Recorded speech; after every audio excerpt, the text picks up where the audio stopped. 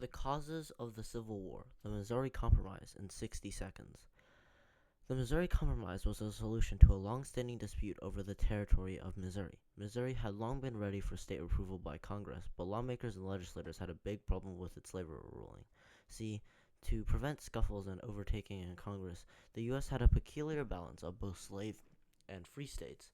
People in Missouri had a majority approval of slavery, which, to most people, made Missouri a no-brainer slave state. However, there was an annoying problem. During the making of the Northwestern Land Ordinance, Congress made any territory north of the Ohio River or the 36th parallel a free state. Anything below was a slave state. Missouri was above the Ohio River, making it, according to the Northwestern Land Ordinance, which were the guidelines for introducing new territories into the Union, a free state. This conundrum started a fight in Congress. Both the North and the South fought for different sides of Missouri's slave ruling. Neither the North or South moved an inch for the other side, not wanting to lose power or in the Senate or the House, and debates often escalated into fistfights or outbreaks of name-calling. The North fought for the following of the 36th parallel, while the South called for popular sovereignty, allowing for Missouri to choose its own slavery ruling. So to solve the statehood crisis, Jesse B. Thomas, a senator from Illinois, introduced the famous Missouri Compromise. Congress would admit Missouri as a slave state, which was a win for Southerners, and ready-to-go territory Maine, a win for the North. This settled things down for around 30 years. The causes of the Civil War, the Compromise of 1850, in 60 seconds. You all thought the Missouri Compromise would settle things down, right? No, it didn't. 30 years after the Missouri Compromise, another territory was ready for statehood. It was California, old home of gold and random Texans. Now, it's the modern-day home to every single actor you can think of, San Francisco, and the Golden Gate Bridge. Anyhow, California wanted to be a free state, taking advantage of popular sovereignty. However, when looking at a map, it is easy to tell more than 30% of California at the time was below the 36th parallel or the Missouri Compromise line. Again, debates erupted in Congress as both North and South fought for different sides of California's slave ruling.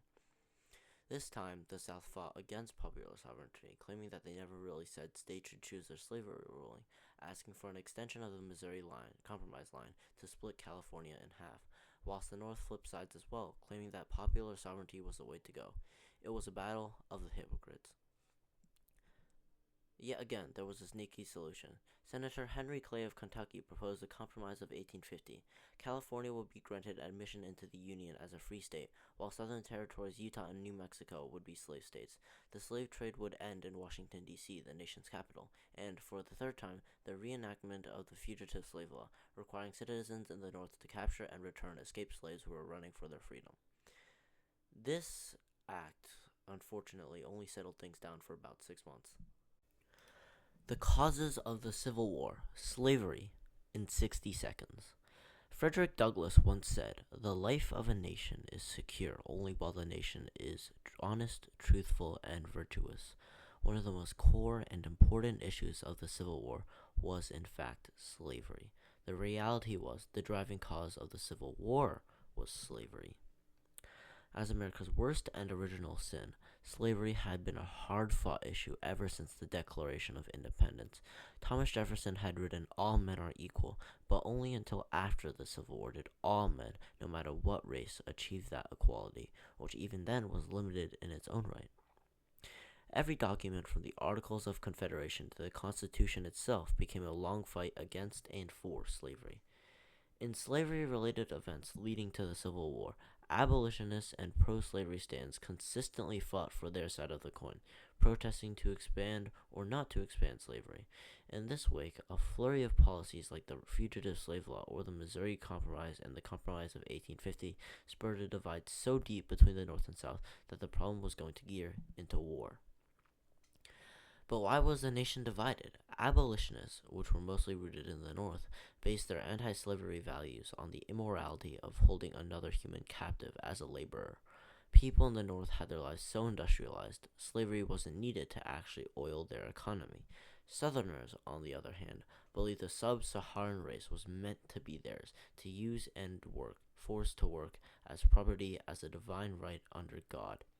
Additionally, slavery was essential to the South's agriculture-based economy, and since slavery was almost free labor, giving it up didn't seem as an option to them.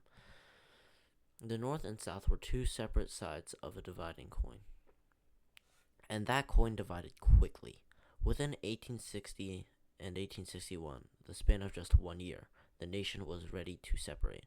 Congress was blowing up as the North and South grumbled and scuffled over anything. But the last straw came when Abraham Lincoln was inaugurated into office as president. Abe was renowned for his anti-slavery policy, openly speaking out against it.